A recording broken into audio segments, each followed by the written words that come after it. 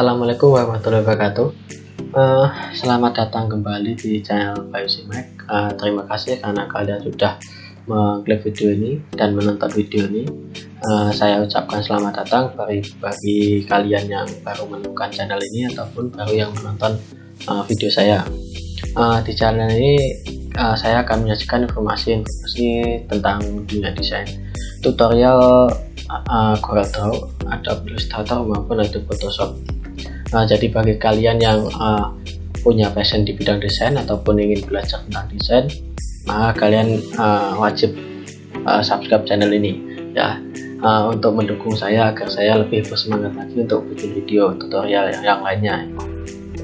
Oke, kali ini saya akan membuat sebuah tutorial CorelDRAW, yaitu tentang fungsi-fungsi shaping pada CorelDRAW, dimana fungsi shaping ini sangat berperan penting dalam ciptaan desain. Jadi fungsi-fungsi shaping ini sangat penting ya teman-teman bagi kalian yang ingin belajar tentang Corel. Oke, sebelum melanjutkan video ini, saya ingatkan jangan lupa untuk subscribe channel ini ya teman-teman, dan jangan lupa like serta komen di channel ini agar saya lebih semangat lagi untuk upload video. Jadi nanti jangan lupa juga untuk nyalakan lonceng notifikasinya agar jika saya upload video baru kalian langsung dapat pemberitahuan notifikasinya ya teman-teman. Oke teman-teman, ini adalah lembar kerja dari CorelDRAW 2020. Kita akan memperkenalkan fungsi-fungsi dari shaping tool, dimana ini berfungsi untuk mengubah dua objek lebih tepatnya untuk menjadi sebuah shape yang utuh ya teman-teman, ataupun terpotong-potong.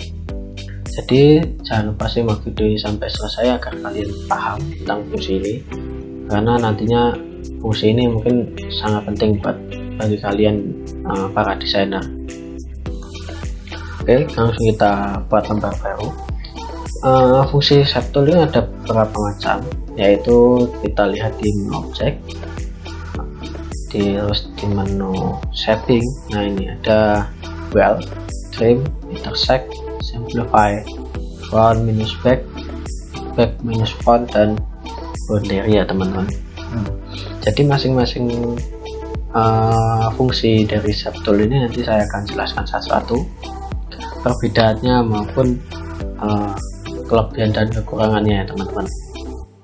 Oke, kita buat contoh dulu salah satu bangun, yaitu saya bikin rectangle, saya kasih warna hijau, kita copy, terus dengan klik kiri lalu lepaskan sambil menekan klik kanan ya teman-teman. Terus yang ini kita warnai kuning. Nah, fungsi dari shape tool ini bisa kita gunakan untuk dua objek atau lebih ya teman-teman. Jadi fungsi yang pertama, kita seleksi dulu yang hijau sambil pencet Ctrl dan kita klik yang kuning sambil pencet Shift ya teman-teman. Nah, jadi ini dua objek sudah terseleksi, maka nanti di menu bar udah muncul menu-menu shaping ya teman-teman. Ini menu shaping ada banyak seperti tadi weld, trim maupun yang lainnya ya teman-teman. Nah, ini ada tambahan satu lagi menu shaping, yaitu combine atau Ctrl plus L.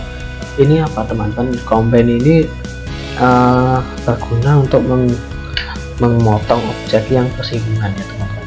Jadi nanti jika objeknya bersinggungan, nanti untuk memotong bagian yang bersinggungan tersebut.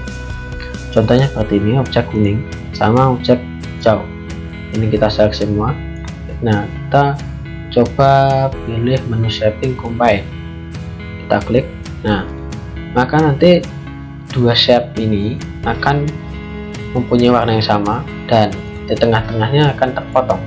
Nah, seperti ini ya teman-teman. Jadi nanti akan membentuk sebuah potongan di antara singgungan shape 1 maupun shape 2 ya teman-teman. Nah, gitu. Nah, bagaimana cara agar kembali untuk membalikan shape sebelumnya? Selain kita bisa mengunduh dengan Ctrl Z, maka kita bisa menggunakan Ctrl back apart, yaitu kita bisa memisahkan kembali potongan tersebut. Nah, caranya klik objeknya, klik kanan, back curve apart. Nah, maka nanti akan kembali seperti semula, tapi warnanya tetap sama ya teman. Jadi untuk memisahkan dua objek yang sudah terpotong tadi, gitu warnanya kuning lagi. Nah, yang kedua kita pilih, kita seleksi dulu, kita pilih hijau step 1, terus kita klik sambil menekan tombol shift, klik kuning. Nah, yang kedua kita akan menggunakan menu fungsi well. Well ini digunakan untuk menggabungkan dua buah objek menjadi satu buah objek, dua buah shape menjadi satu buah shape. Nah, langsung kita coba, kita klik well. Nah, maka nanti shape-nya akan bergabung. Nah, warnanya nanti mengikuti warna yang terakhir kita klik ya teman-teman. Nah, akhir kita klik. Jadi kalau kita pertama memilih objek satu terlebih dahulu yang kuning, terus objek 2 hijau.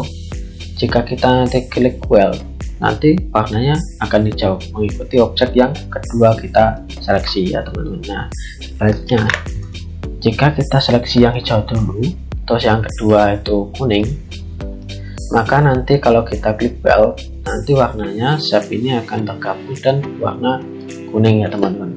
Jadi well ini digunakan untuk menggabungkan dua buah shape dan warnanya mengikuti shape yang kedua kita seleksi ya teman-teman.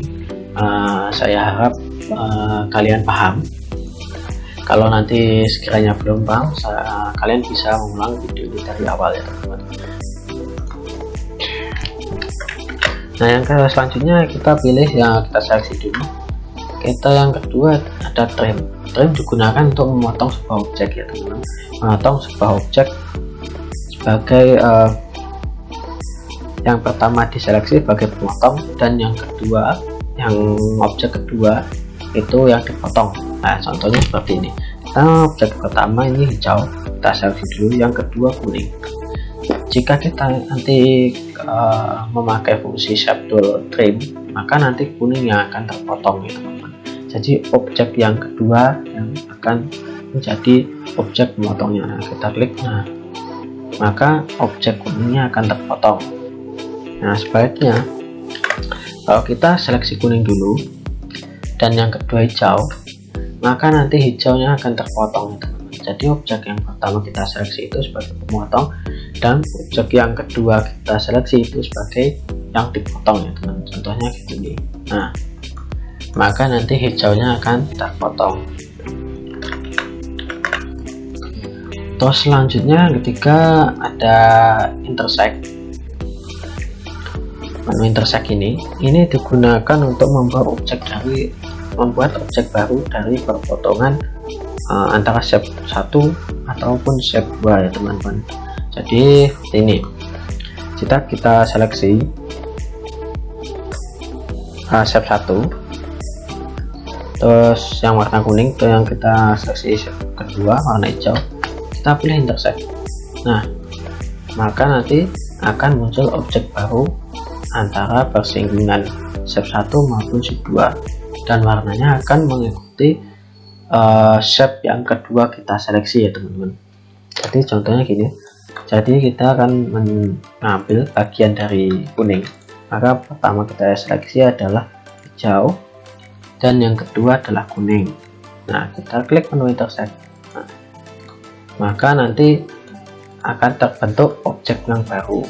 Warna dari objek ini mengikuti dari objek yang kedua kita seleksi. Jadi jika kita menseleksi pertama itu kuning dan yang kedua hijau, nanti maka perpotongan objek baru itu akan berwarna hijau. Begitu juga sebaliknya ya teman-teman. Jadi seperti itu. Nah, yang selanjutnya ada simplify. Fungsi dari simplify ini hampir sama seperti trim, tapi bedanya ini tidak fitur ini tidak peduli shape 1 ataupun shape 2 yang menjadi pemotong. nanti objek yang di bawahnya yang akan terpotong ya teman-teman. Jadi seperti objek 1 hijau, dan objek 2 kita seleksi warna kuning. Nah, nanti kita objek 1 kita seleksi warna hijau, dan objek kedua warna kuning ya teman-teman. Nah, kita langsung klik simplify. Nah, maka yang kuning akan terpotong ya teman-teman. Jadi objek yang di bawahnya itu yang bakal terpotong, tidak peduli objek 1 ataupun objek 2 yang kita seleksi, yang nanti akan terpotong itu objek yang di bawahnya ya teman-teman. Contohnya gini, seperti ini, saya kembalikan dulu.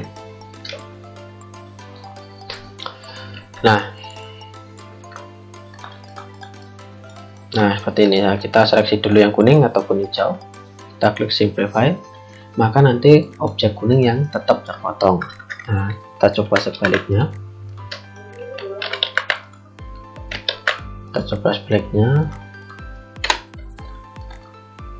nah kita objek hijau dulu yang kita seleksi, dan kuning yang kedua kita klik simplify, maka nanti kuning yang akan tetap terpotong. Jadi simplify ini adalah sama seperti trim, tapi bedanya kalau trim itu objek yang kedua yang akan menjadi objek yang dipotong, dan objek pertama yang menjadi pemotong. Tapi kalau di simplify ini tidak peduli yang mana yang diseleksi terlebih dahulu, objek yang berada di bawah akan terpotong ya teman-teman.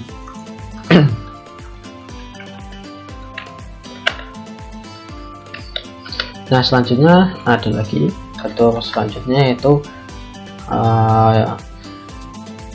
front minus back. Nah, front minus back ini akan memotong objek yang di bawah juga, tapi bedanya dengan trim ataupun simplify, objek yang di bawah akan terpotong dan objek pemotongnya akan hilang ya teman-teman. Sedangkan gini, nah ini kan objek kuning kan ada di bawah hijau. Nah, ini saya seleksi semua, kita klik front minus back, maka nanti yang di bawahnya yang akan hilang ya teman-teman. Jadi objek yang di bawahnya akan hilang dan memotong objek yang berada di atasnya ya teman-teman. Jadi back minus front ini sama seperti trim ataupun simplify, gunanya untuk memotong objek. Tapi bedanya kalau back minus front ini nanti dia objek yang berada di bawah akan memotong objek yang berada di atasnya, dan objek pemotongnya akan hilang. Saya contohkan sekali lagi, objek yang di bawahnya ada kuning, yang di atasnya ada hijau. Kita klik front minus back, klik. Nah, maka objek yang di bawah tadi yang kuning tadi akan hilang ya teman-teman. Mungkin kalau mungkin belum paham, bisa diulangi lagi dari awal tutorial ini.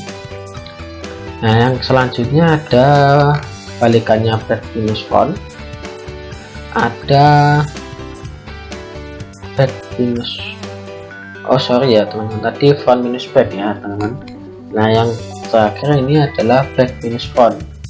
Jadi kita klik back minus front, nah nanti objek yang di atas akan hilang ya teman-teman, dan memotong objek yang di bawahnya. Intinya hampir sama, tadi ini hanya kebalikannya aja. Fitur front minus back dan back minus front ini hanyalah kebalikannya saja. Kalau yang front minus back ini nanti objek yang di bawah akan memotong objek yang di atasnya, dan objek di bawahnya akan hilang teman-teman. Mungkin ini mungkin agak sulit dipahami, tapi nanti kalau kalian sudah paham maka gampang sekali ya teman-teman. Nah, yang satunya ini back minus front, jadi nanti objek yang di atas akan jadi pemotong, dan objek di bawahnya akan jadi objek yang dipotong, dan objek pemotongnya akan hilang ya teman-teman. Nah, yang terakhir ini ada lagi sebuah shape tool, yaitu boundary.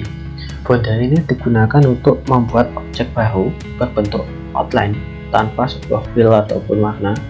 Jadi yang mengelilingi dua objek ini, dua objek kuning sama hijau ini ya teman-teman. Jadi kita klik boundary, nah maka akan muncul satu objek baru satu objek baru berbentuk outline. Nah, kita coba lihat. Nah, ini hasil dari boundary objek ini, teman-teman. Bedanya sama kalau dari well sama boundary. Kalau well itu menggabungkan dua belah objek jadi satu kesatuan. Ya, kalau boundary ini hanya membuat sebuah outline dari dua buah objek tadi ya, teman-teman. Nah, itu dia fungsi dari beberapa shape tool yang ada di CorelDRAW. Saya yakin kalian bisa memahami tutorial ini dengan mudah ya, teman-teman, jika kalian sungguh-sungguh ataupun mempunyai niat yang kuat untuk belajar desain.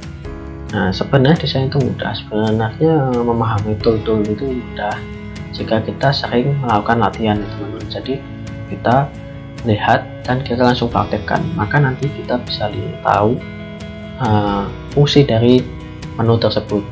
Jadi jikapun nanti ada kegagalan ataupun ada error, nanti kalian bisa mencari tahu penyebab dari error tersebut apa ya, teman-teman. Jadi jika kalian masih belum paham dengan tutorial ini, kalian bisa ulang-ulang dari awal secara perlahan-lahan. Nanti saya yakin kalian pasti akan bisa ya, teman-teman. Karena fungsi shape tool ini sangat berguna banget untuk mendesain, karena hampir semua desain itu pasti menggunakan shape tool ini. Fungsi-fungsi shape tool ini ada 8 ya. Nah, mungkin segini dulu tutorial dari saya tentang shape tool. Mungkin kedepannya saya akan memberikan tutorial-tutorial yang bermanfaat lainnya ya, teman-teman.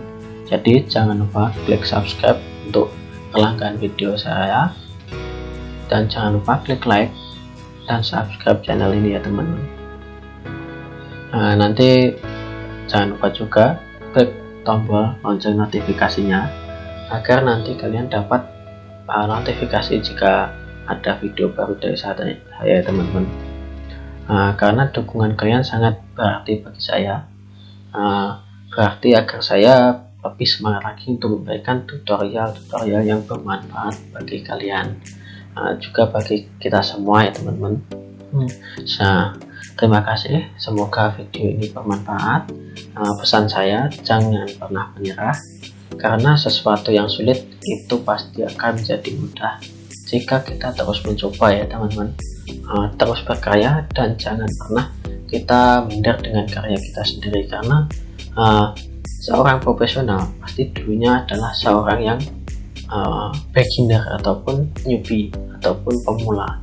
Jadi jika kita sekarang pemula, maka yakinlah beberapa tahun atau beberapa waktu depan kita akan menjadi profesional seperti yang kalian inginkan.